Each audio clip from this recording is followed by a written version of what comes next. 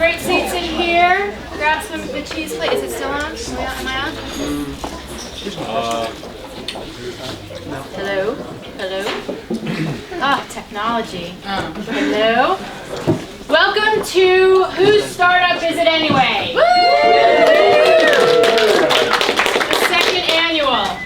Welcome to muru-D. Who's first time here at muru-D? Nice.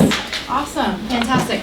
So before we start this off, I want to welcome Maddie. Where's Maddie? To do an acknowledgement of country. Maddie is from one of our startups, Pioneera, and he will give a little background on who he is and for tonight. Good evening, everybody. My name is Matthew Compton. I'm a proud Wiradjuri man. My people are originally from Cowra, but I was raised on Bunjalung country in northern New South Wales, and I'm part of one of the teams here, Pioneera. We are a member of the 6-6 cohort.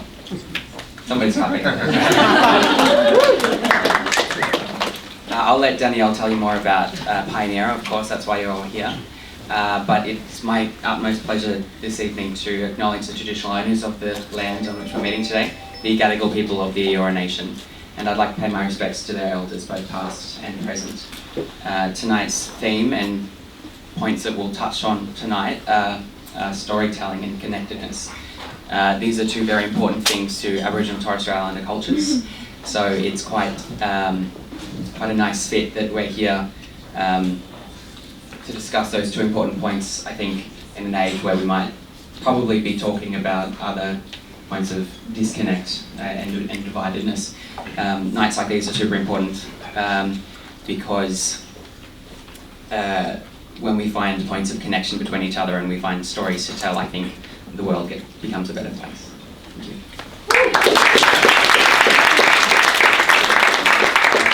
Thank you, Maddie. Before we get into the show, for those of you that have never been here before, and for those of you who have been here before, I would love to introduce Nicola Farrell, who will talk about what muru-D is, who we are, and a little bit about the program, what we've been doing for the last 5 months. Yay. Hi everybody, can you hear me? No. I don't even think I need this microphone. So I'm Nicola Farrell. I'm the program manager here in muru-D. And who has never been here before? That's my sister, by the way. I've made her come, she's never been to my workplace. So muru-D is an accelerator that's backed by Telstra. We've been around for 6 years. This is our 17th program, and through all of our programs, we've actually invested into 140 companies. So it's a lot of companies to be looking after. So why do we do programs for founders?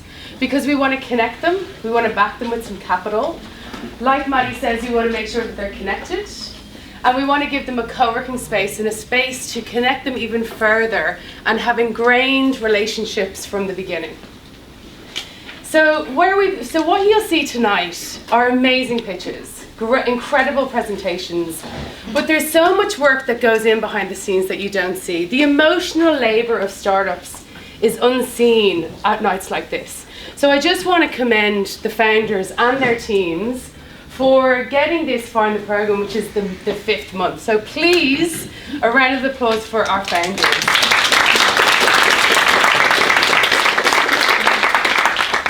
So as I said, we're in our 5th month and we're all getting ready for our demo day.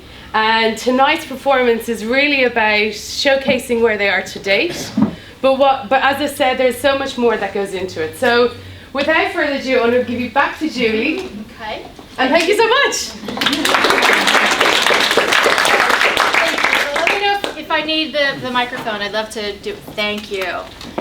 So what we're going to do tonight, you will hear pitches from 10 of our companies, but we're also going to intersperse some fun in between and do some improv. And we've been using improv to help with our founders get comfortable on stage. It's therapy. Personally for me, I find improv like therapy, but cheaper and more fun.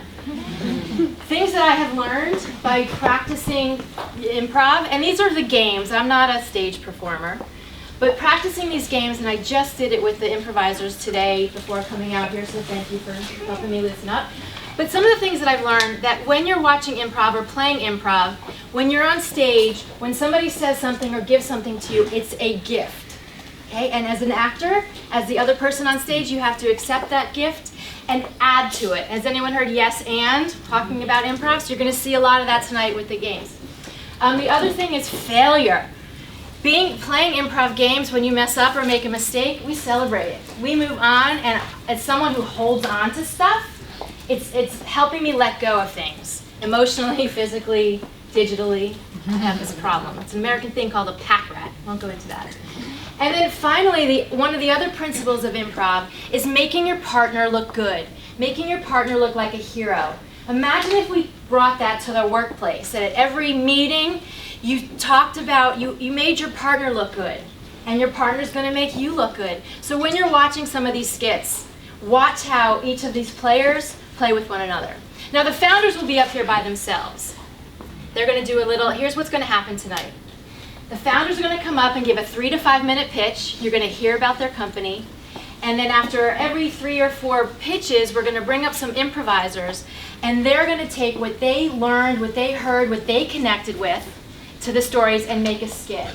Has anyone gone to see improv? You know, whose line is it anyway? When the players say, throw out a location or a relationship.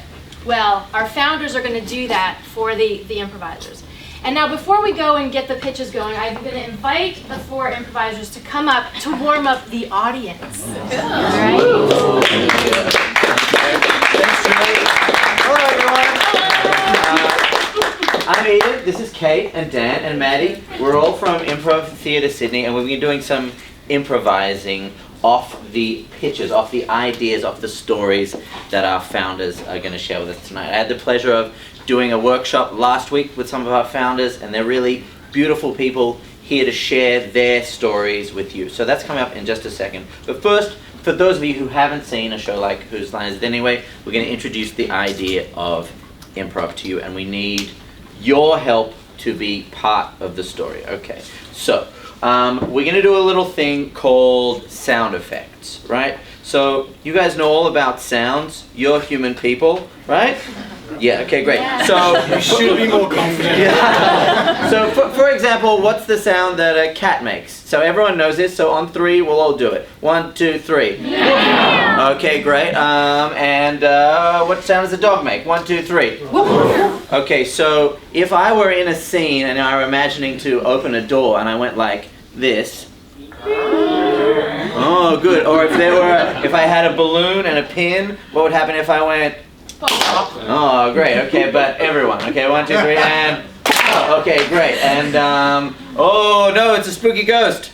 Oh, okay, great. Okay, so you all are going to provide the sound effects for a scene that we're about to form. So where is any location, anywhere in the world or the universe that 2 people could be? On Bondi Beach?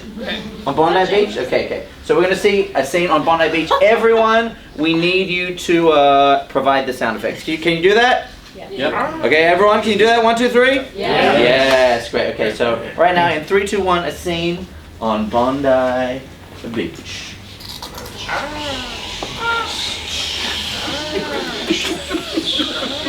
Brought my own picnic lunch. I think this is empty.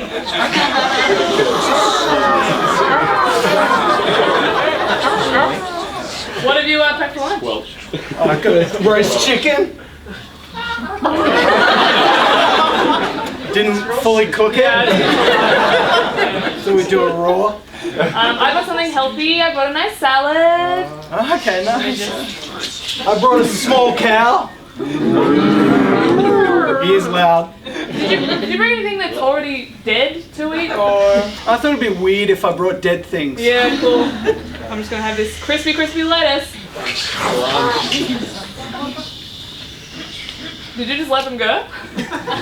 Well, I can't just... What are you gonna do for? Actually, I have some lunch that you can have. Excuse me. Oh. Yes. Is this your cow I just found running down the beach? Calm down. Well, the audience does not like that you have that. He's not happy. He's incredibly distressed. Listen to him. Never heard a cow protest before. He just needs his pills. They're real heavy. Yep, it's me, Bondi Rescue. Did you just come out of the cow? Yep, but there was a real, look, the door this doesn't need any grease, it's real. That's good. I should have mentioned I'd organized Bondi Rescue to Yeah, great. Cool. Well, welcome. Do you want to have some lunch or? That's fine, I've got people to rescue. Okay, great. Okay, thank you very much. Julie will now introduce our first person. Yes? See you in just a minute.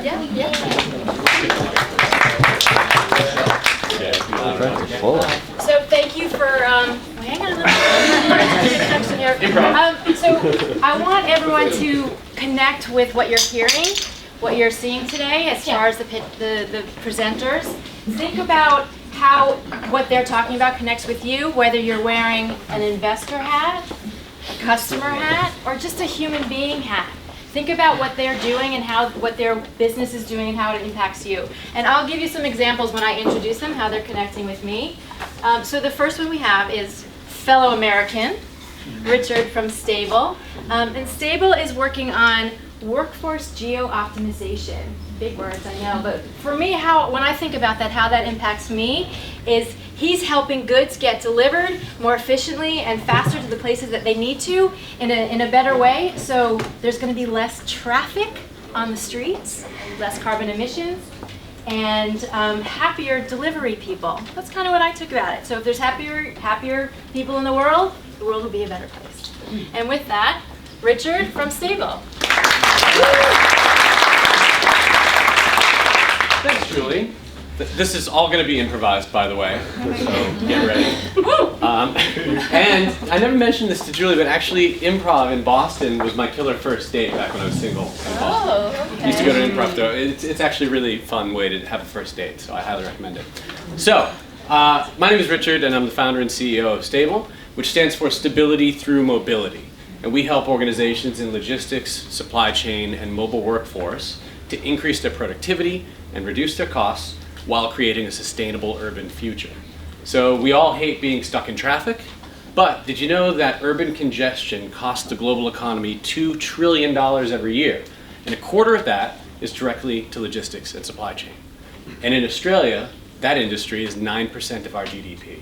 In China, it's 15% of their GDP. So there's a lot to gain for all of us by bringing some efficiency to that sector specifically. So this is VJ and his cousin. They deliver bottled water for Coca-Cola Amatil. And they often have very long and hectic days, but there's not a lot that they can do about that because this is Liz.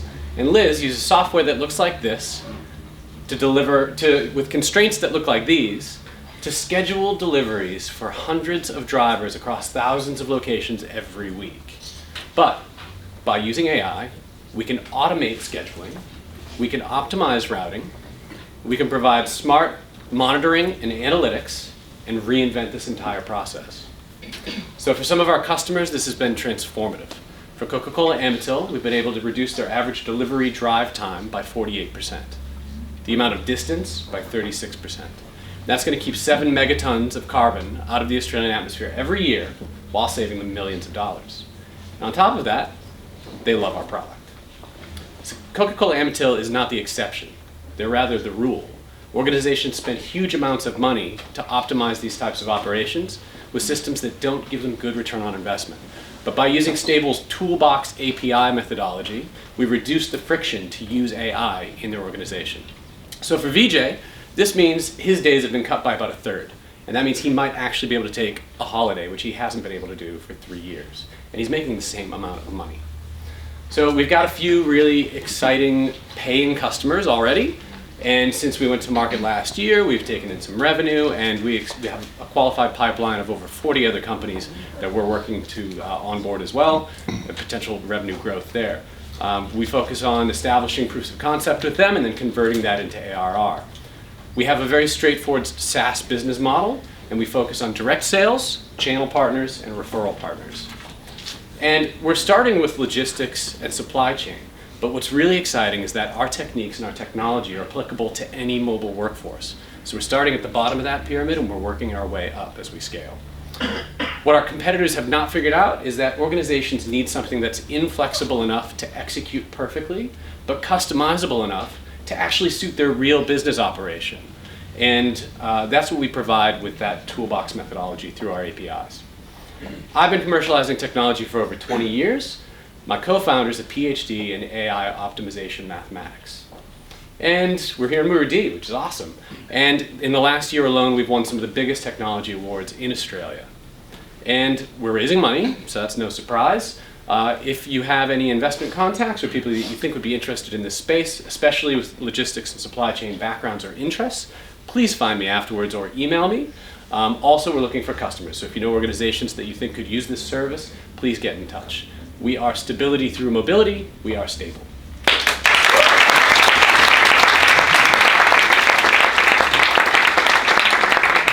Thank you, Richard. Now, Richard mentioned AI. What does AI stand for? Artificial intelligence. Well, what we're bringing here is the other AI, applied improv. So I find that very so next up we have Danielle from Pioneera. And my connection, my little story about Danielle was last Friday we changed the judging, the pitch competition, and we had 6 to 11-year-olds be judges to the parents pitching. And so the founders had to rejiggy their pitch to resonate with 6 to 11-year-olds. So she had to get into the feet of the judges, understand what the judges were thinking. And what I loved about it, she's going to talk about workplace stress and how it affects kids. So think about it.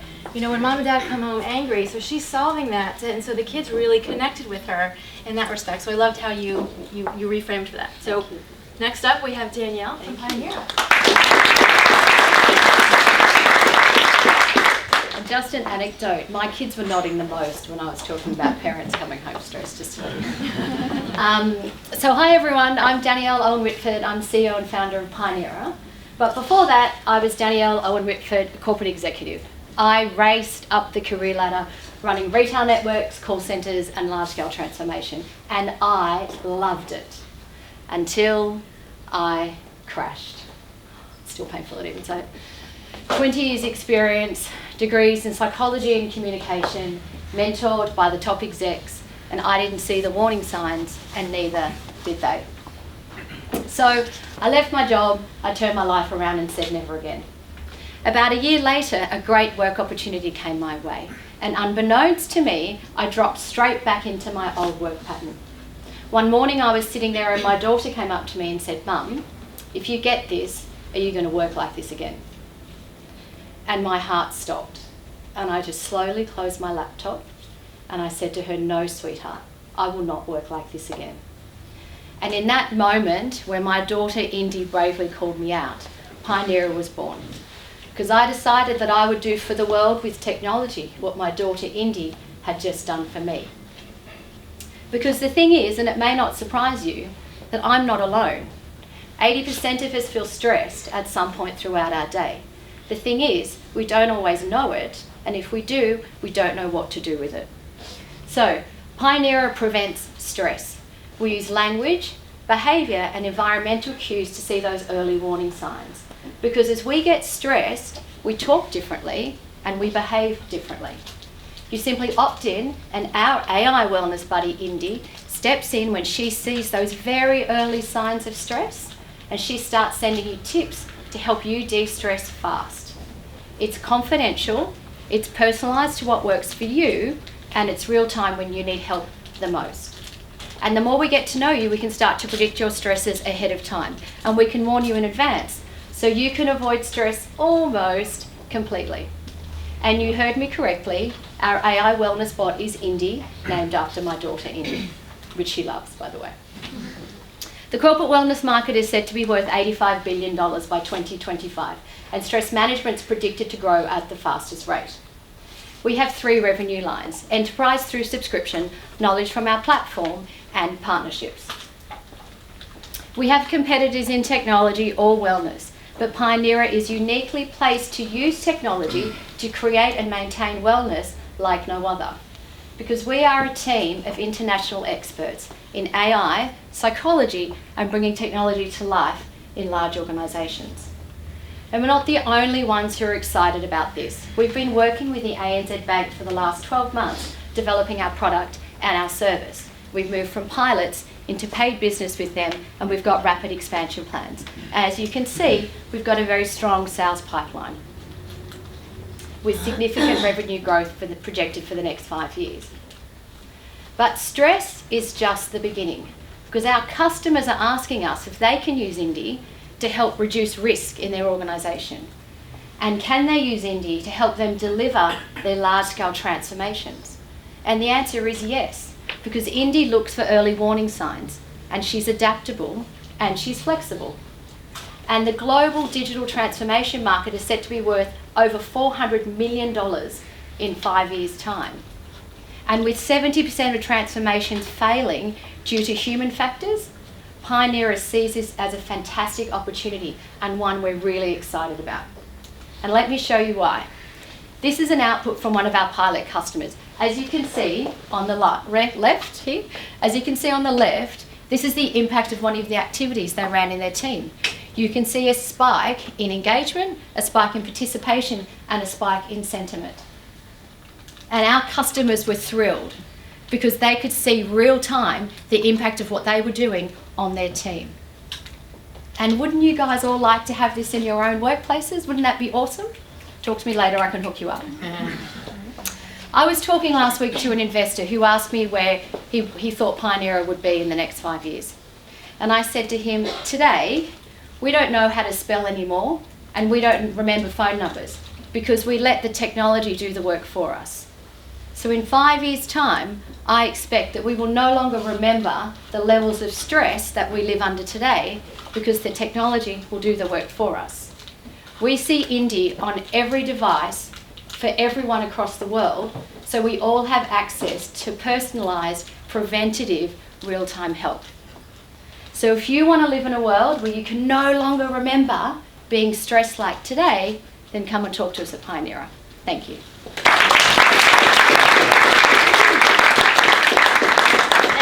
And I've met the real Indie. The real Indie is quite spectacular and gave some fantastic feedback.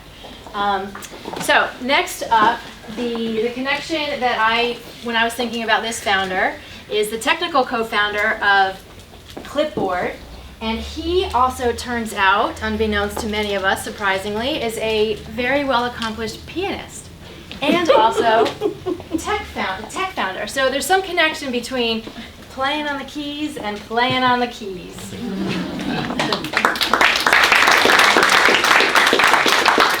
This is Ed. There's no connection at all.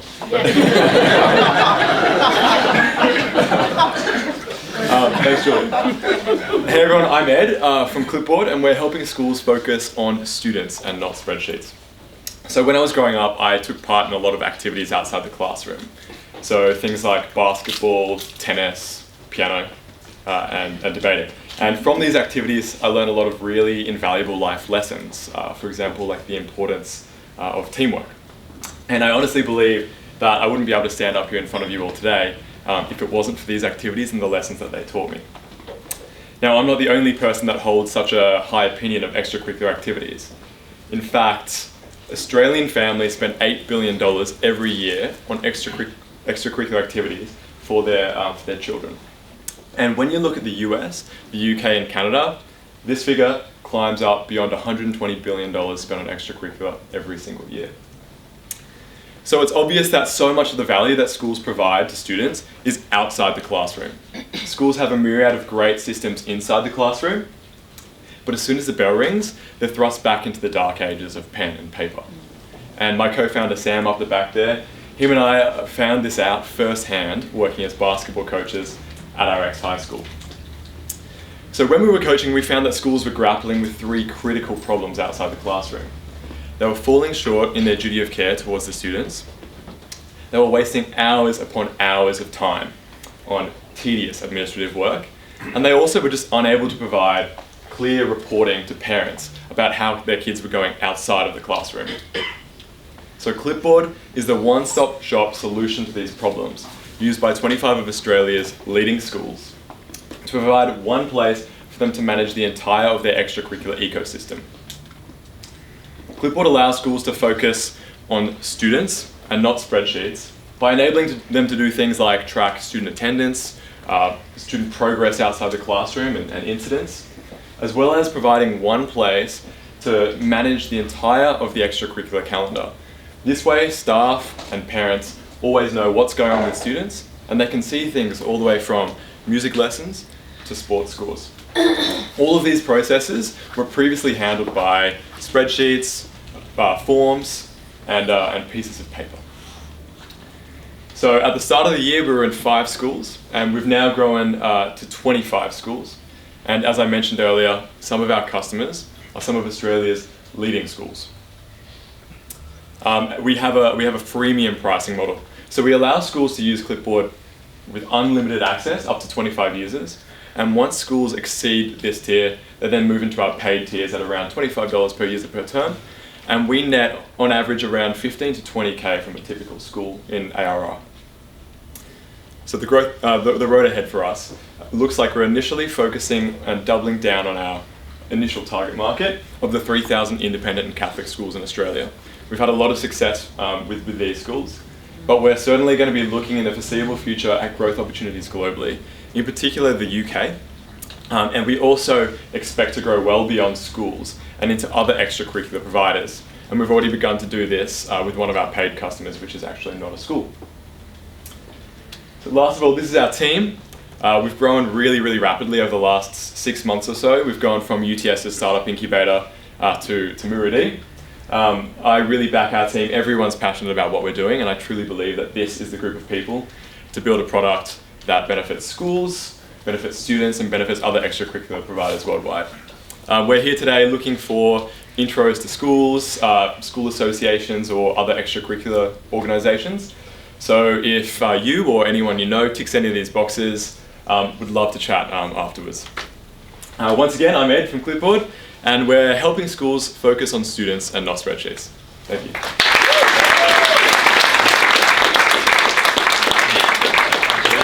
That was the first time Ed has pitched in front of a large group. Yeah. That was pretty awesome. And I'm hoping that after-school improv is one of the core curriculum activities. Yeah. All right, with that, we have Dan, Eden, Kate, and Maddie, who have been sitting, listening intently, connecting with all of these stories, and they're going to come out and show you their story. Oh, please don't applaud. Honey, I was just going over our expenses for the year, and I just wanted to ask about part of our budget. Yeah. We're spending about $8 billion a year on just extracurricular activities. Can you show me where you got that? No. And that's just nationally. I mean, internationally it's $120 billion. I'll be honest. We had that trip to Canada to play basketball. Yeah, that's maybe 15,000, 20,000. Honey, they're out of here. Mum, did you pick up my gymnastics costumes? I did. Can you just make sure that you keep the receipt of these for about 10 grand? Mom, where's my polo mallet? Oh, I'm sorry. It's in the back of the Jaguar. Oh yeah, right. Mum, did you get me that antique cello that I wanted to play? It's the Stradivarius. Do we need an antique cello as a family? The museum just said they're going to need to hold on to it for a few more days. Mom, the dog's lost in the West Wing again. You know, I'm sick of that West Wing. Get one of the maids to sort it out, please. Yeah, okay. Yes, sir? Look, we have to move out of the 3 castles. What? I don't have anything nice. Well, we only use them for recreation. What do you expect me to live in one mansion? Look, you knew you'd have to take a step down when you married me.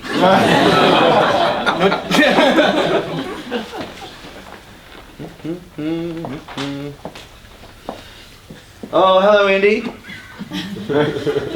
Jim, I noticed you sobbing gently at your desk earlier this morning. What? No, that wasn't me. That must have been that's rain sound DVD that I like to play. It sounds more like sobbing once you get past 2 minutes. Yeah, that's a soothing CD. Oh, but sorry, I thought you were sobbing. Here's some tissues. Oh, thanks. Are you pulling out your hair? Is that a No, that's the new look that I got from Jimmy Slicks, the cool barber. Hey yo, just wanted to check how you finding that haircut. Good? Yeah, You Jimmy. liking it? Alright, good. You let me know if I can hook you up, alright? Yeah. Hey, I heard you crying before. Okay, What? yeah, you was crying. No, I'm What? good. Just, I don't want to interrupt. Yeah, no, I'm fine. I'm not crying. Are you sure? Yeah, just let me close the window to stop the rain. Look into my eyes.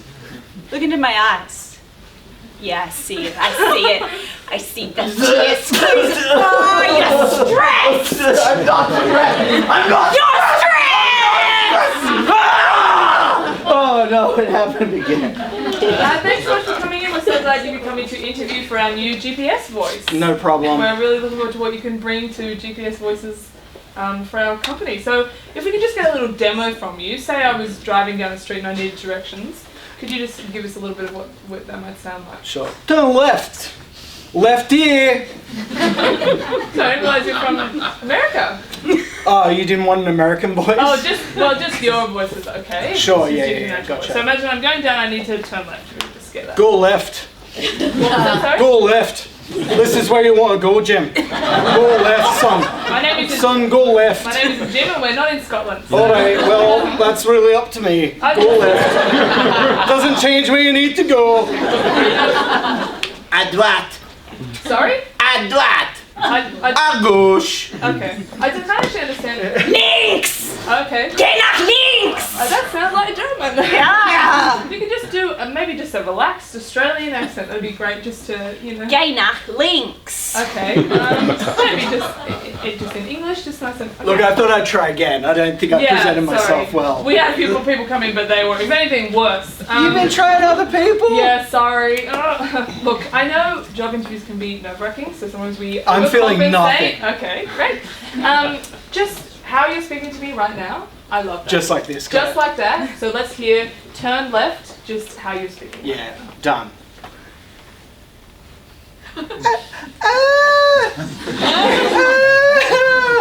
Not actually words, it's just a high-pitched. Really? Because I hear words. Principal Anderson. Yes. I have some news about the basketball team. Go on. I don't do anything at all. I can't find them. The basketball team? Yeah. Oh, where did you last see them? Basketball courts? Is that a paper clipboard I see in your hand? Uh, Well, how do you expect to do anything with physical paper? You fool! Look, you see there's anything on my desk? No, it's because I don't do anything at all. If there were paper here, imagine the inefficiency. Why, I do less than nothing. I think. Wait a second. Oh, yes, keep doing that. Oh. now there's not even meant to be any students there. Look, now we've got no paper, no students, no work, and everything is perfectly fine. I'm taking an early mark. Yes. I just got back from the interview with the principal. I have my own We thoughts, needed- but let me hear yours. Yeah, just I went in there and said, hey, can we just have the paperwork to get the new wing of the school built, because the kids don't have classrooms and they're really struggling, and she said that they just ripped it up. Sorry, And what they, did they, they just, do? they said, we hate paper, and they ripped it. And now we have no wing and no paperwork. What am I supposed to, how am I supposed to support my family? I don't know. Alright, I have a They said, very "Take expensive it extracurricular budget to maintain. Alright, I have like... Hello and welcome to Stable, the efficiency tech startup. This is the Stable. This is Petunia. She's What do you call that? It's a horse. A horse? It's a horse. This is the Stable, and this is efficiency. She uses AI. It's her own. She's a horse. So it's more just intelligence. It's HI. That's what we have here. And the horse just she wanders freely where she wants in the countryside. And so if I wanted, I don't know, say a parcel sent from point A to point B, I could just give it to the horse? Yes, I would recommend going to a different company though. Oh, you're looking for Stable. Yeah.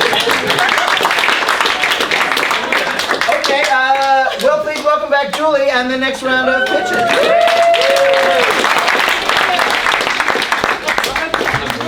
Up, we have, my connection to this is sticky notes, color coding, and organization. So we have Jeff from Walsink, who is going to talk about doing workshops and getting them in the real world to the digital world.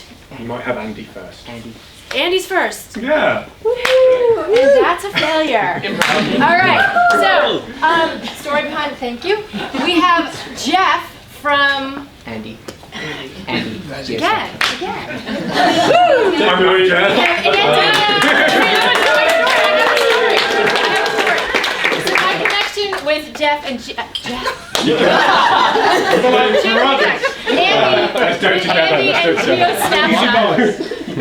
Andy and Gia Snapshot. Solving the problem. So I am an athletic supporter. I'm not one of those athletes that gets out and runs triathlons. But I used to live in San Francisco, right near Alcatraz, and escaped from Alcatraz. And I would get up at 6 a.m. in the morning and go out and take my camera and just photograph the athletes, none of who I knew. But I was committed to running, to doing the event the following year, at least the swim. Never did it. But I had all these photos, and they went nowhere. And Andy solves that problem.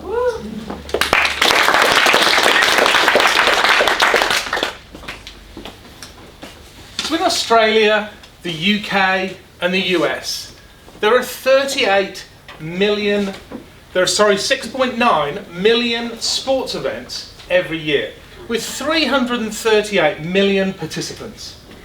Each one of these participants wants a photo of their great achievement at that event, but only 2% of events have an organised photography platform. Professional photos are too expensive, and the technology that professionals use is outdated and archaic. This represents a fantastic opportunity for us with GeoSnapshot. This is an $8.3 billion opportunity in photo sales. My name is Andy Edwards. I'm the founder and CEO of GeoSnapshot. GeoSnapshot is a sports photography platform that enables event organisers and large sports organisations to manage every aspect of photography at their events. We provide the very latest technology in face recognition to enable participants to find their photos quickly and easily. Imagine finishing the City to Surf, uploading a photo of yourself to our platform, and having every photo filtered through face recognition for photos of you. We make our money through charging large sports organisations and sports events a dollar value for every participant at the event. We also add extra value through branding images that are shared by the participants on social media. Our customers include people like the NBA. We're supporting them this year through their global championships. That runs in 70 countries to 26 million playing members. We're the national provider, an international provider to Tough Mudder in 15 countries with 400,000 participants. And so far, GeoSnapshot has supported 6,000 events with 1 million participants in 50 countries. There's 4.2 million photos on the GeoSnapshot platform. We've already raised $1 million, and we're expanding the company globally. We keep going forward on the slides. We're expanding the company globally. The opportunity that we have in front of us is to enable GeoSnapshot to be the photography platform, not just for sports events, but for every event globally. We are revolutionising photography sales. We are GeoSnapshot.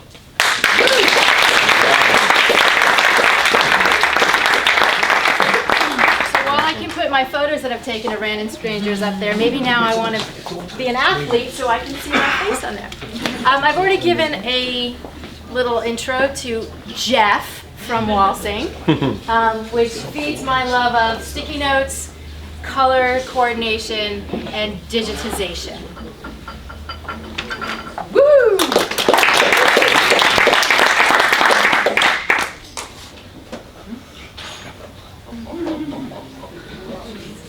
How long does a 2-hour workshop take? The correct answer is 2 hours. But not for the people that organised it. Like, often there's this manual, time-consuming process of capturing, organising and sharing this information. Hi, I'm Jeff. I'm the founder of Walsync. Walsync's your bridge between digital and analogue collaboration. So a great workshop can really energise a team. You can end up with a shared vision, you can agree on a plan of action. But when the team leaves that room, the momentum, it just starts to drop. And someone's left in that room. They've got this pile of post-its, they've got to digitise it, they've got to share it with their team. It's time consuming, it's manual, it's incredibly boring. And because of that, it often doesn't get done for days, maybe weeks. Walsync uses a bit of machine learning, some computer vision, and we can capture that workshop output. We can make it available instantly as the team leaves that room, so they can get to work.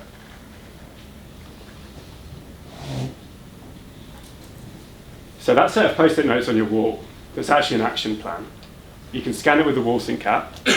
We'll recognise each note, its position. That messy handwriting is now neat text. And you can share it. So we can put it in those tools that your team use every day to do their work. So you can go into Atlassian Trello, into Jira, or just into a spreadsheet. And your team can get to work. What about that list on the whiteboard? Scan it, it's now a Trello list. Or that mind map, that diagram, that table. It's now digital, it's editable, and it can evolve over time. And we've evolved over time. So over the last 5 months here at muru-D, we've gone from being this part-time hobby business to having hundreds of users and some big names like Uber and BHP and our mates here at Telstra. We've gone from playing within this niche within a niche to really being this tool that adds value to any team in many organisations. And we've gone from being less than one person to the 5 of us you'll meet tonight.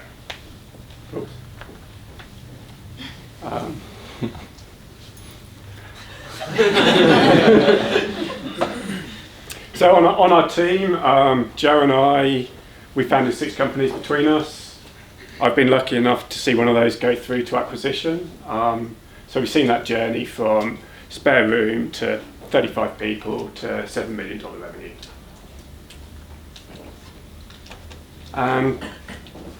And since joining muru-D, we've gone from really playing in this market that's sub $100 million, of which maybe some tiny percentage could have been ours.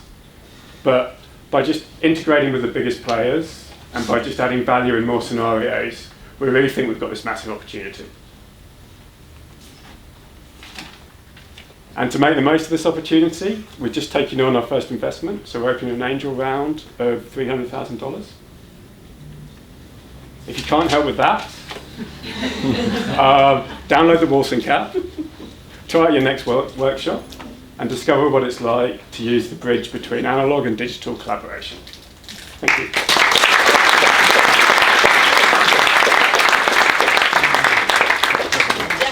That was great, and I love digitizing things. I actually use sticky notes to plan my move here. I had it on my walls at home, and I didn't know Trello yet, no relation, but now we use all of that, so thank you for bringing that with us.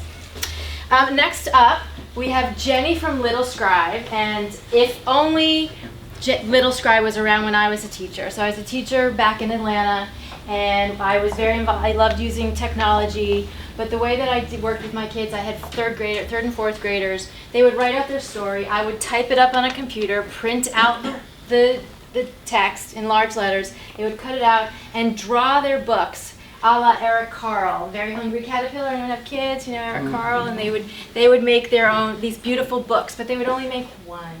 And then I'd have to go to the teacher's lounge and laminate it. And it was there was a lot of love put into it, there was only one.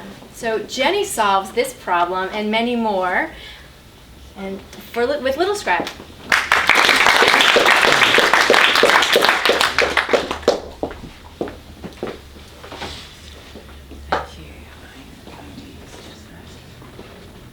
Oh yeah, that shouldn't be there.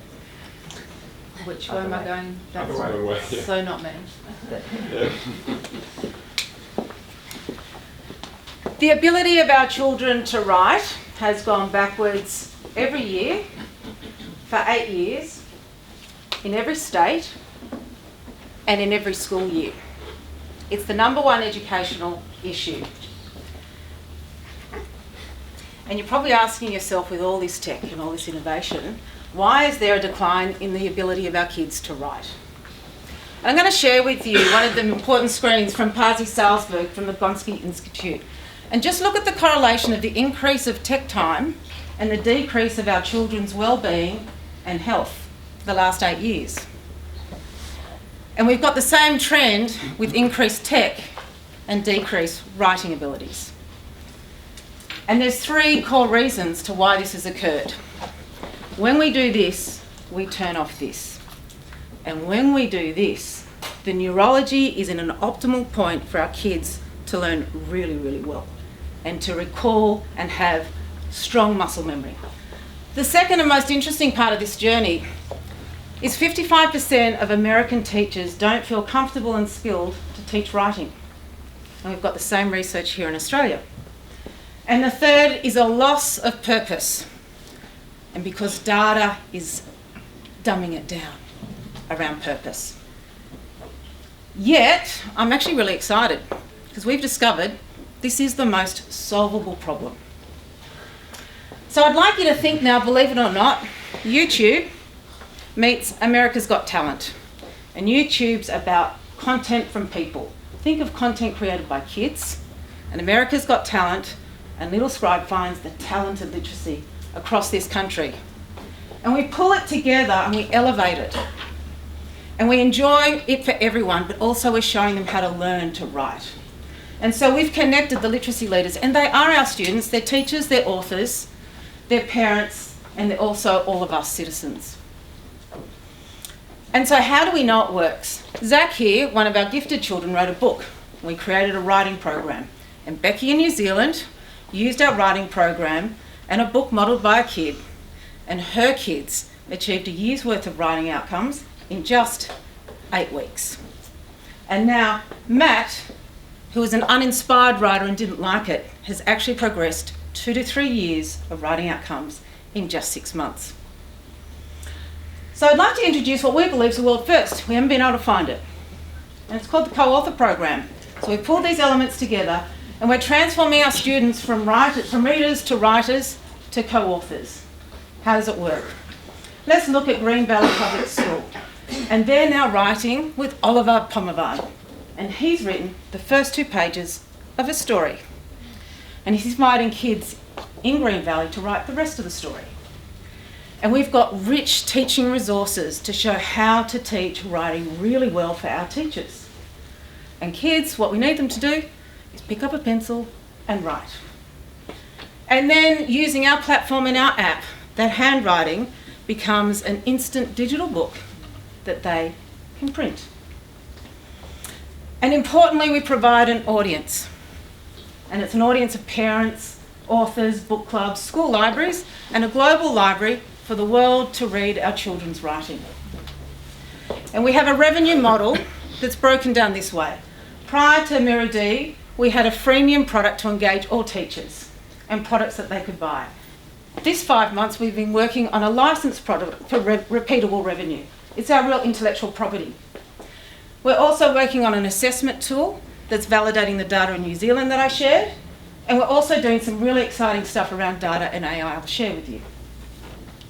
Blast off, 6th of June, we're at EduTech, and we delivered the co-author program. So what does traction look like? 4 weeks, 15 authors, global recognition. We've also got 42,000 licenses that have interested and registered. 7,000 that we've provided quotes for, and 10,000 that are now invoiced or under contract in 4 weeks. This is the AI, and imagine now that we're able to actually take handwritten and put it into this huge literacy database. I can talk to you offline about that. Recognition, we've been working hard with corporates because we see this as an Australian problem. Westpac, Picture the Palace, these are some of the things, and Mission Australia and Royal Far West we're working with. We've got media support. We've got an amazing team that have done startups and sold successfully onshore and offshore, and 60 years of onshore and offshore literacy expertise. Here's the question I love. Why is there no library of books written by kids for kids? And what might that look like? This. And I'm going to quickly introduce you to the next generation of our literacy leaders. The environmentalists, the poets, scientists, paleontologists, actors, translators, and maybe or maybe not, an athlete. And so my request is this: the power of an audience is really powerful for kids, and some of our kids don't have an audience. And so tonight I'm going to ask you to just do this. We're going to send out an email and invite you to become an audience for a kid that doesn't have one. My name is Jenny Atkinson. Thank you for being my audience, and this is the story of Little Scribe.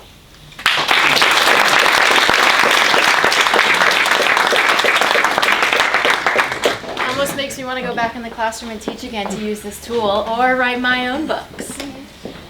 Next up, we have a founder that I saw pitch at Palace, and the topic was data, or data. I said data. I think data is cool, but clean, organized data is sexy. And what Christy, I'm just like, what Christy at, I just blanked on your name for a second. What Christy at See Your Data is doing is working with nonprofits, governments, and communities to collect data to help them make better choices, to make them faster, to make decisions that will impact me as a community member, the city, the state, the nation, the globe.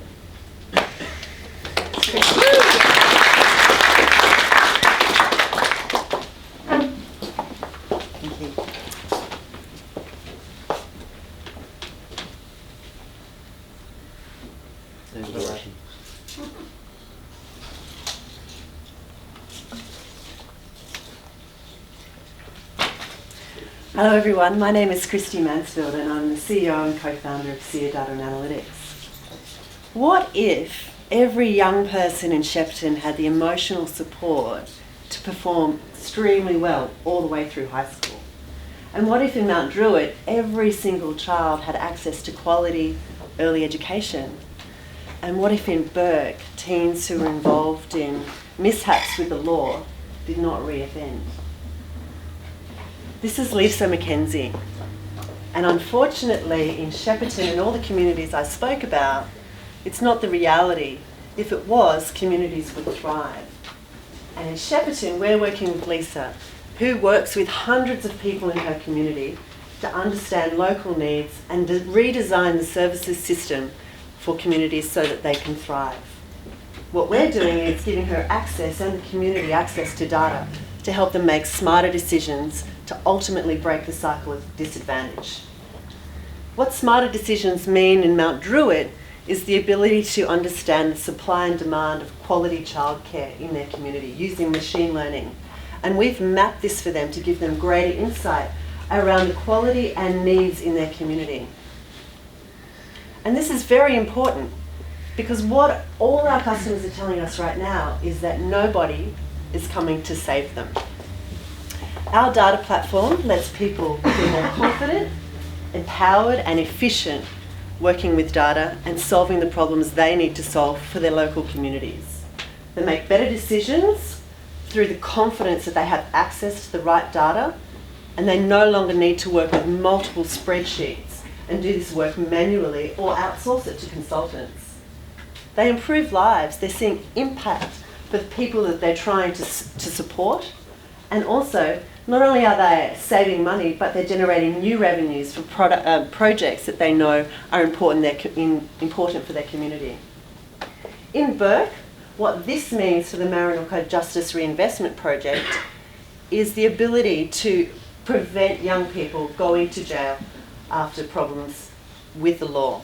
It also means that the community has power to use the data for the first time in a way that is meaningful for them. And this is the biggest project in Australia, data-driven community project in Australia. We've ingested all of their data sets so that they don't have to work with Excel spreadsheets to make these incredible interventions to change the future for their community. We've had an amazing journey in the last couple of years, and very importantly, we're in closed beta. We have more than 200 users. We're working in 15 communities now. What's very exciting for us is that more than 60% of our users say they would be deeply disappointed if they could no longer work with the SEER data platform. We've also recently won a tender from the Department of Social Services to make the SEER data platform available in 11 of the most disadvantaged communities around Australia. This year we're on track for $400,000 in annual recurring revenue from our data platform. And we're also expanding into our first customers in North America, where we're starting to work with the Stockton community just outside of San Francisco. It's the 4th most disadvantaged community in the United States, and they're working with cyclical problems around crime and poverty. My co-founder and I are deeply passionate about supporting the incredible people who work to change our world by giving them access to data in a way that they've never been able to do before. We are a team with a strong track record of data science, but also understanding what's needed, because we listen to the people who are actually doing the work and give them the tools that they require. We're backed by a great board, and our 2 key investors are Deanne Weir and Rod Johnson, tech entrepreneurs and business people in Australia who share our vision to grow this capability globally. We're asking for $500,000 to help us go faster and help us achieve our goals, but also we're asking for you to come and play with our platform to see if you can solve these problems that you're trying to solve yourselves using data. We're in open beta, so if you'd like to sign up for it, please let us know. We would love your feedback to improve this platform for our communities. Ooh. So data tells its own story, and with that, I'm going to bring up Dan, Eden, Kate, and Maddie to talk about WallSync, GeoSnapshot, Little Scribe, and SEER. Alrighty, welcome back to America's Got Talent. We have a new person who's going to be competing tonight. I'm very excited for him to show you what he's got. You might have heard of him once or twice. Please welcome to the stage, William Shakespeare. Thank you for having me. To be or not to be? That is the question. Thank you very much. That's all I've written. That's all I've written. Gold buzzer? Our judges have some feedback, I think. William? Terrible. I'm the English one, obviously. Simon Cowell, yes. Yeah, that's the one. Yeah. That's what I know about America's Got Talent. I have to go back to my yacht now, actually. That's what I do. Thanks, Simon. Paul Abdul? Where were the pictures? I want to read a book. I want to look at pictures. Fair, William. How are you going to take that feedback on board? I'm going to continue to write words and evoke imagery in the mind. Is that solving the problem? Can we get rid of him? Can we bring That's in a no from me. It's a no from everyone, I think. Yeah. I'm very established. I've written some things. Okay, but you're not really our target market. Never heard of you. Never heard of you, sorry. Really? Never. William Shakespeare. Bill Shakespeare. Have you tried singing any of your writing? That could more work maybe for us. To be or not to be? Okay, don't do that. Sorry. Hey Stella. You want to do a Tough Mudder on the weekend? Oh. No. Oh, go on, it's going to be sick. You run around, there's mud, you feel tough. I'm not sure what else there is, but I'm sure it's going to be, it's like a titular activity, you know, Tough Mudder. There's swings, there's rope swings. James, one thing you've got to know about me is that I always look my best. Well, I mean, obviously there's people going to take photos of you. Yeah, I know. And I cannot be seen covered in mud, sweating like a pig, God forbid, no makeup. No. But you gotta have one for like your Hinge profile. You gotta have like a real you. The real you, like, not just all the duck face selfies, which is all you No, always look, take. I can do real me. Duck face selfie, real me. See, I've got it down. But imagine you, but with mud, and like grimacing and sweating, and looking like, you know, you're pooping. Alright. You're a man. Yeah. You can get away with whatever the hell this is. So let me tell you something. As a real man, I want a real woman, and a real woman poops. Congrats on finishing Tough Mudder. I saw you. You looked Oh, amazing. You were fantastic. It was great. One little thing, a tiny thing. We've had a few budget cuts, so we couldn't actually take any photos of you. But what I've done is I've done a little sketch. So this is you crossing the finish line and No. Yeah. No, my bro said photos or it didn't happen. Oh, okay. Photos or it didn't happen. It's a real thing. I hear what you're screaming at me, but here you can see I've done a speech bubble that says "ah," so it really captures that sweaty muddiness of what you What the hell, did. Dina? Wow, I really loved all the photos on your Hinge profile, but what was with that last one? Oh, that was me crapping my pants as I finished the Tough Mudder. Yeah, it was really tough. Was that hand drawn? Yeah, it's Could they not have left out the detail of you crapping your pants? Look. That seems optional. Look, now that you mention it, Now I know what you're thinking. Why did I do a crap at the bottom of the page? What? I just really wanted to capture the whole essence of Tough Mudder. Some people look at that and think, that's mud. It's crap. Yeah, just. well, I can't. That'll be $400. How am I supposed to share this digitally? Thanks for coming in to talk about your child. We have lots of concerns about your child. Oh. Literacy is going down. All right, numeracy is going down. Okay. Also, and this is the most disturbing part, I've discovered your child doesn't exist. Sorry. What? Yeah, and I know it's upsetting because I've been teaching your child for 10 years. Yeah. But you do not have a child. I mean, this is the first I'm hearing of it. I was as shocked as you. I was sure we'd had interactions and thoughts, and I really thought I connected with your child, but it turns out it's not real. What is happening every day when I drive up and someone gets out of my car? I don't know, what have I been doing when there's an empty chair in the room every day, and I'm talking to it, I'm giving... Hi, my name's 64B7. I'm the AI who's been posing as your child. Oh, okay, great. And I'm actually just here to collect payment. Oh. Sorry, I was under the impression that you were my child that I birthed. So I wasn't really planning on paying. No, I'm an AI. They built me in a lab. Oh, wow.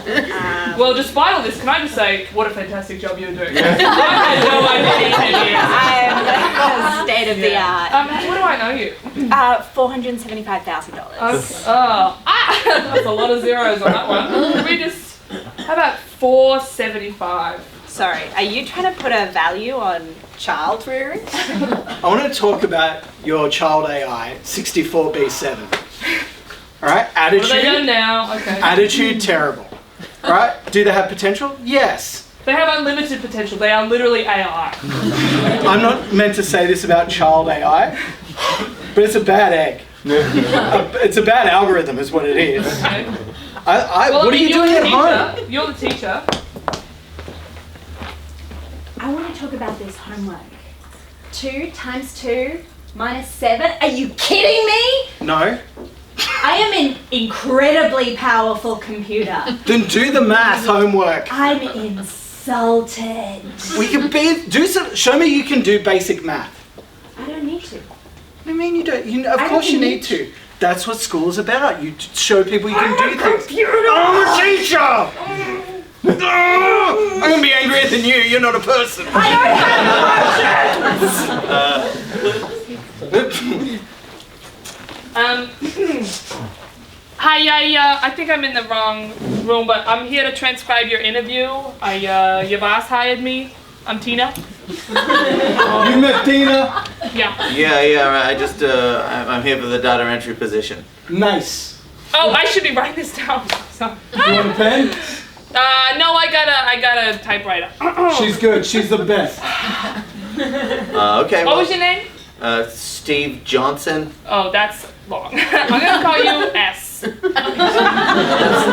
very Go ahead, efficient. S. Go ahead. Can you write my whole name down though? It's probably going to be important later for the job that Steve Johnson, I'm applying for. Whoa. You've got to slow down, all right? You are screaming at me, okay? Steve. I've got S, all right? I got you. It's fine. T. While she does that, can I? How's that look? No. How's that good? Let me check this out. I like S better. Yeah.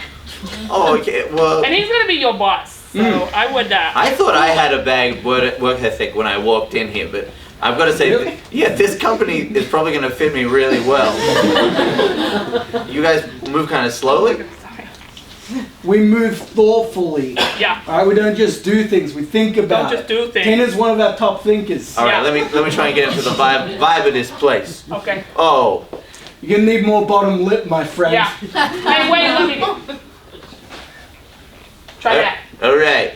What the hell is we even doing here? Oh my God, you the boss or something? Whoa. You're interviewing me now. All right. Let's slow things down and take a nap. Okay, I love that. All right. How about I'm taking you to lunch? I love that. Do it. I love all right. Do it. Let's roll out.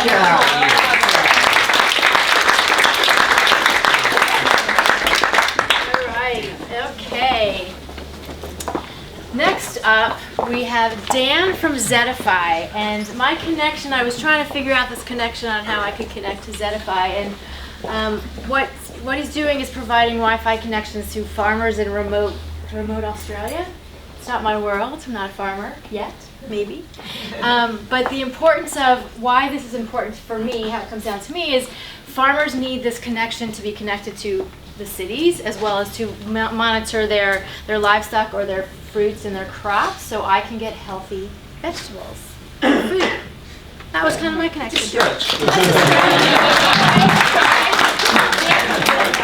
I've got a better one for you, I think, Julie. The Wi-Fi in this building is far worse than anything farmers put up. We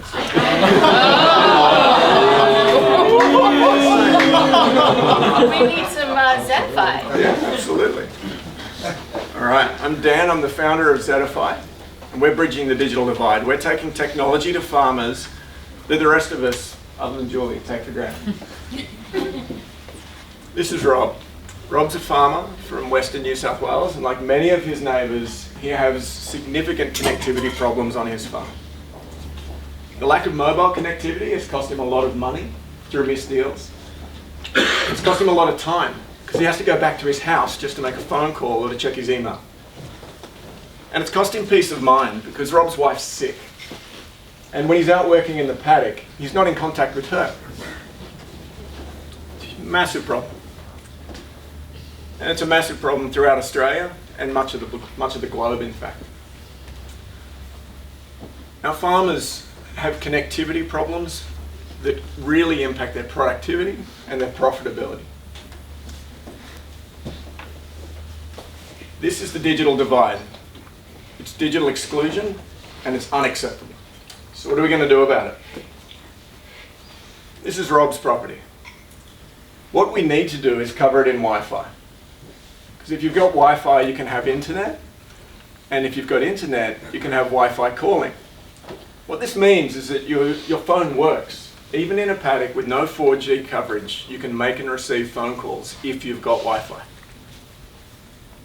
It's a simple solution to a massive problem, but there are some technical challenges to making this work. To start with, farms are big. Most farms in Australia are larger than the Sydney CBD. Many farms are bigger than Sydney. Rob's is somewhere in the middle. The screen's probably a bit small to read it, but Alan, can you identify anything on the screen there? Is that a laser in the middle there? No. Anyone know what this is? Randwick Racecourse. Yeah, that's Randwick Racecourse. Just for a bit of context. So it's big. Also, yeah, so Rob's not going to be able to go down JB Hi-Fi and get one of those Netgear Wi-Fi repeaters. It's not an option. He needs something that can go further. He needs something that can run on solar power. And it needs to be tough enough to survive in tough outback conditions.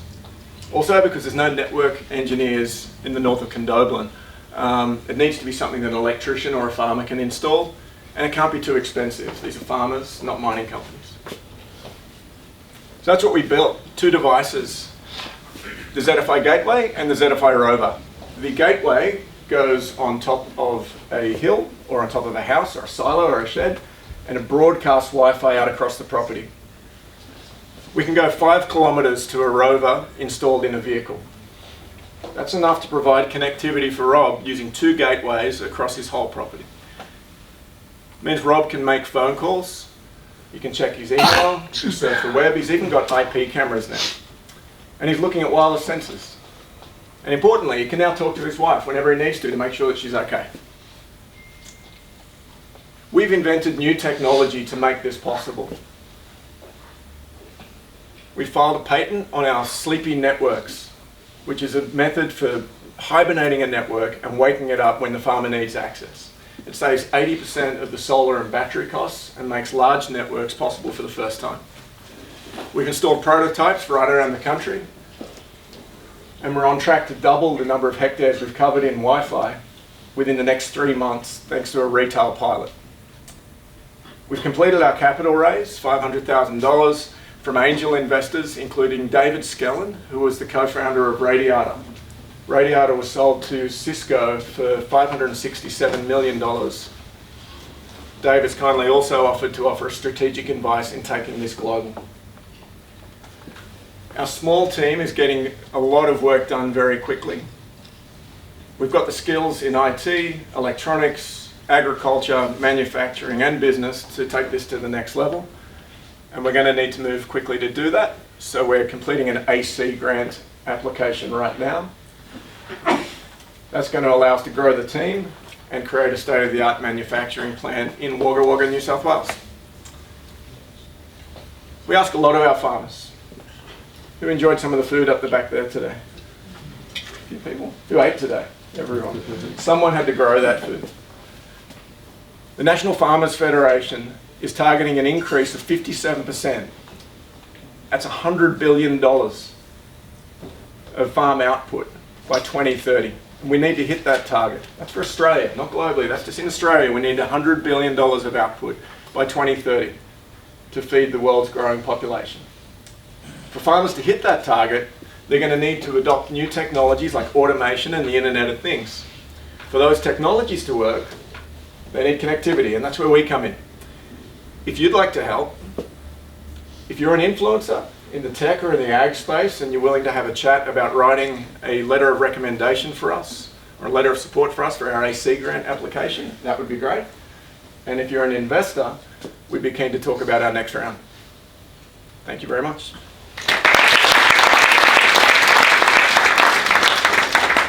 That connection for me, bridging the digital divide, resonates with me because that was something that I was working on in schools, and also making sure that we can have more of these beautiful food platters because of healthy farmers making healthy food. So back to the bridging of the digital divide, I worked in an inner city school, and I used to go on field trips with these kids. These kids had challenging homes, challenging lives, and they were a challenge to take on field trips, i.e. to the zoo, when there's 20 other schools there. So this next founder and company that's going to come up here is talking about how not to lose those kids at zoos or large events, despite the fact that I kind of wanted to leave a few, but nevertheless. Gabby Stein from Lubu is going to talk about how she solves that.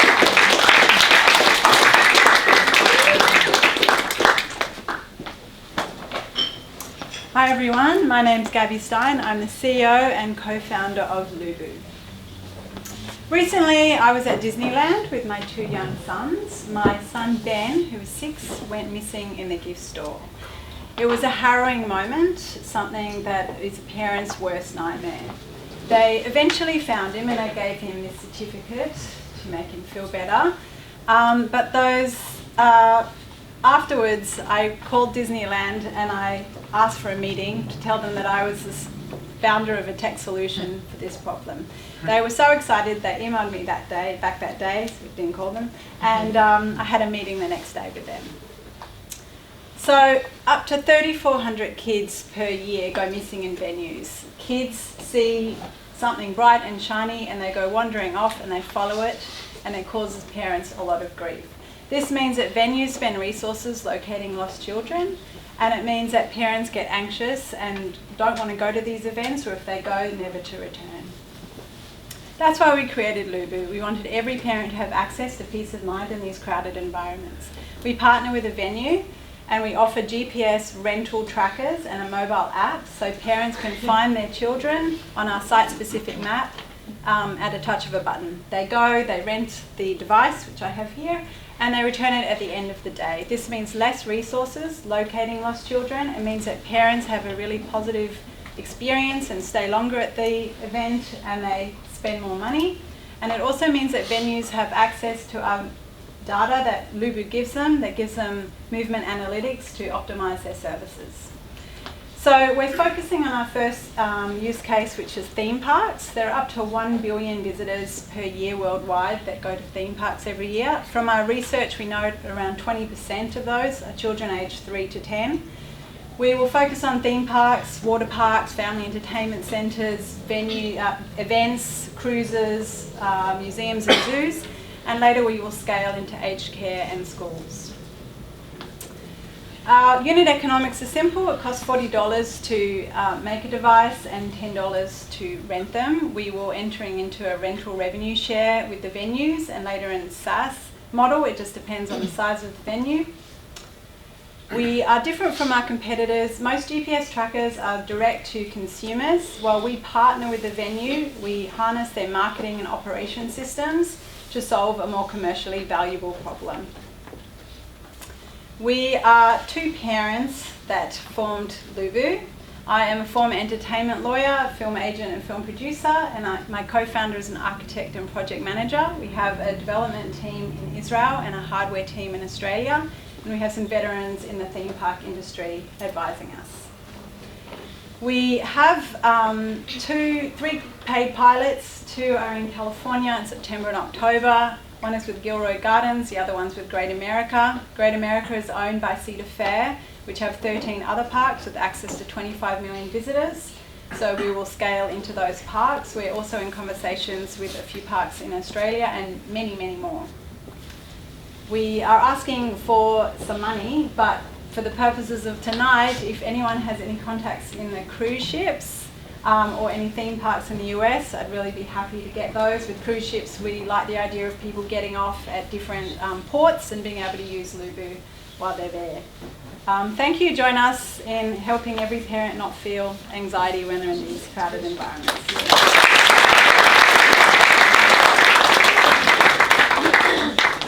So I just love the story how they're actually drinking their own champagne, losing kids in theme parks, and it's proof of purchase, proof that they need this product.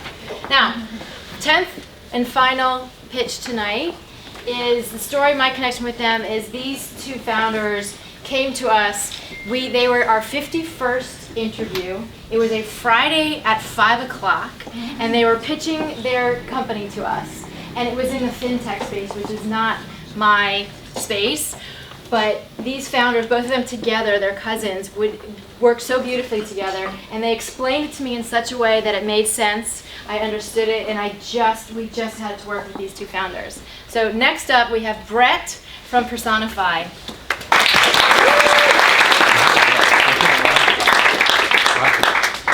Right. 2 years ago, I took out a personal loan. Oh, one sec, there we go. I took out a personal loan. And 6 months later, I got a pay rise and a promotion at work. So my income was up, my expenses were the exact same, but I still had this really high interest rate. So professionally, I was making fantastic progress, but personally and financially, I was really being slowed down by this personal loan and its interest rate. And I thought this was interesting, but I also thought it was unfair. And I wondered, am I the only one experiencing this problem? So I did research, and I found that 51% of borrowers in Australia are in a better financial position a year after they take out a loan. So the big question is, why is it that the rates on your loans don't change to reflect improvements in your financial position? My name is Brett Joffe, and I am the co-founder of Personify. We are creating a new category in consumer credit named Behavioural Lending. Essentially, it's a shared value lending model that incentivizes you to improve your financial position. Practically, this is resembled in two ways. One, what we call automatic refinance, which is loans with interest rates that improve in real time as you improve your financial position. And because we know that there's more to life than work and money, a percentage of each repayment is given back to a social cause of your choice. This is possible like never before, thanks to new legislation by the Australian government named Open Banking. It means you own the data that the bank has on you, you control that data, and you should benefit from that data. So we're using Open Banking together with traditional data and alternative sources of data to price your loan in real time as you improve your financial position. The first step on our journey was to build a digital broker for personal loans. And the reason we did that was to acquire as much data as possible on our future customers. Since we launched that in March, we've had 720 users, and it's informing the way we build our behavioural lending product, which will launch later in the year. And for that behavioural lending product, we have over 1,500 sign-ups already.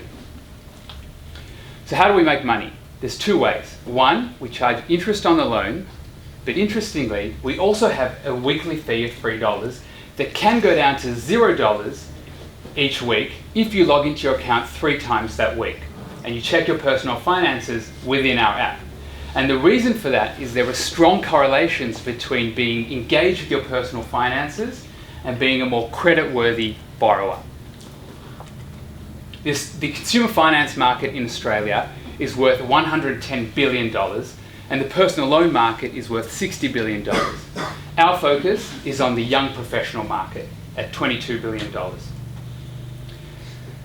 We see an enormous opportunity to rebuild lending into a vehicle for individual and societal progress. We want to incentivize you to improve your financial position, live a happier life, and contribute to a better world.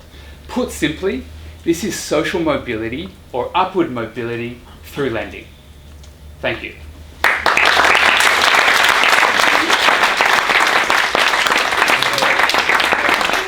All right, and to wrap it all up, we're going to have one final play. Kate, Dan, Eden, and Maddie.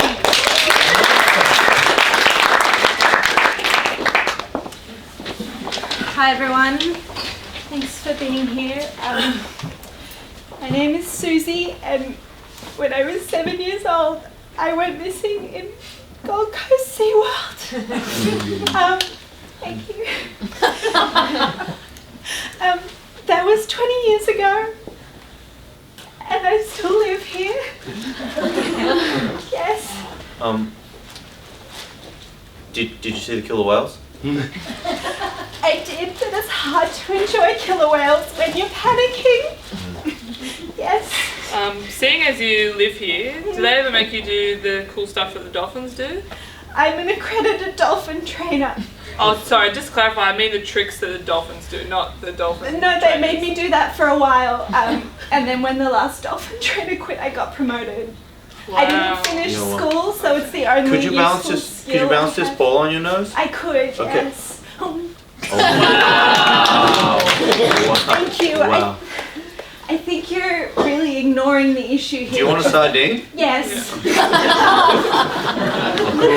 I just want to find my parents. What happens if I do this though? Oh, that's interesting. Yeah, cool, that's cool. Has anyone Do you guys seen want to my go mum look at and another dad? exhibit? Yeah, this one. It's pretty depressing. They put a GPS tracker in my tooth, but it was a baby tooth, so it fell out. Oh, you mean this? Hey, how was it? It's a souvenir. You You can No, have it. it's yours. We're gonna go look at the polar bears now, but thank you for your time, Could you ma'am. tweet at my parents Good or luck. something? Good luck. Yeah. My name is Susie. Okay. Susie Smith. See you, Steph. See ya soon. Hello and welcome to Farmer Wants a Wi-Fi.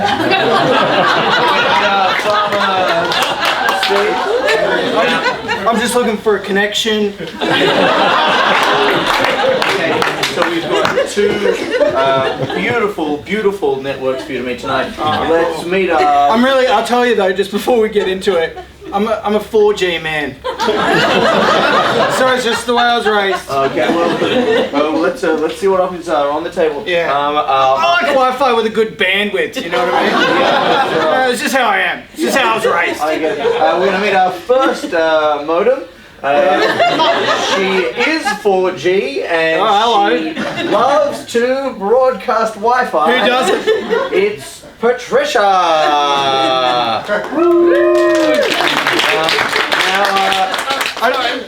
I didn't realise that the requirements were to be 4G. I'm 3G, but I was told that I still could audition. Okay, this is awkward, but let's do it as well.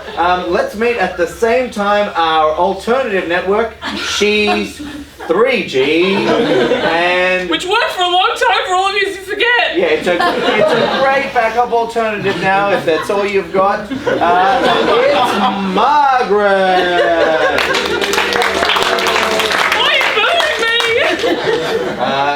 Steve, if you'd like to ask him some questions. I would. I'm a man of the land. Is that a question? Not technically. My question is, are you 8203.1 Ethernet compatible? I'm gonna say yes. Wow. That's what you call chemistry. Margaret. I don't know what those numbers mean. Yeah, I need a modern woman. Okay. Okay. Modern ideas, modern technical standards, modern engineering. Okay, so they brought back the Nokia 3310. Did you remember that? That was my time.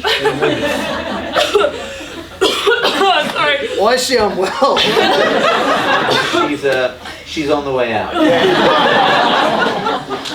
Well, I won't stay in the way of this clear and obvious love between a man and a modem. I'm Wi-Fi material. Do you want to come live on my farm on the highest mountain? No one's ever said anything that romantic to me before. I'll live in the shed. Alright. Well, do you know how hard waste disposal is on a farm? Getting rid of technical equipment? It's not going to work. What if I spit on the crops? Okay, no, Okay. This is embarrassing. I'll see my way. I forget how I got in here. Security? Security, anyone?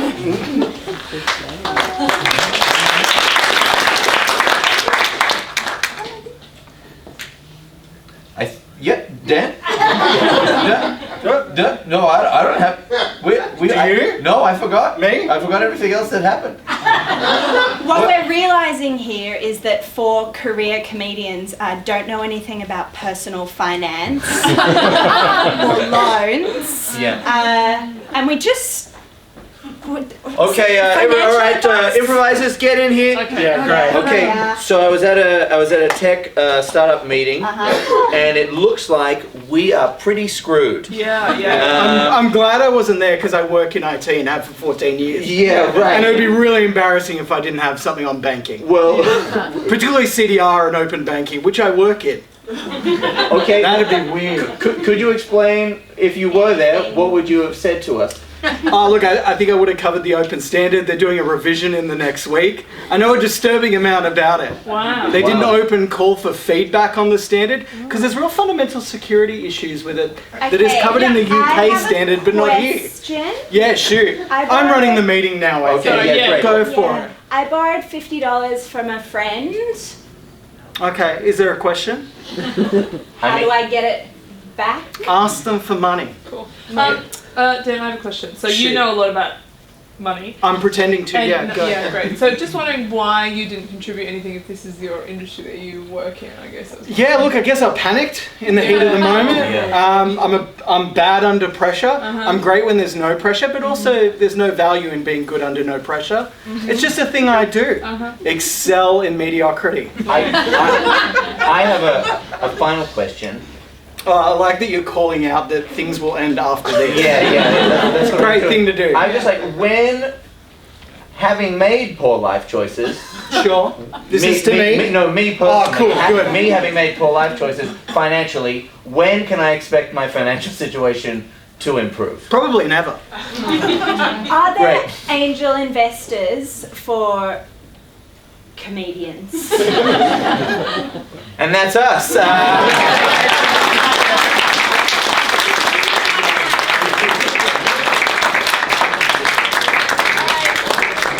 Thank you all for a wonderful evening. I encourage you to think about the companies that you heard, the connections that you made for yourself. Please talk with them, have conversations. Feel free to email us back if you want to connect with anyone if you haven't tonight. hi@muru-D.com. Please hang out with the performers over here and finish up with the Thank you all.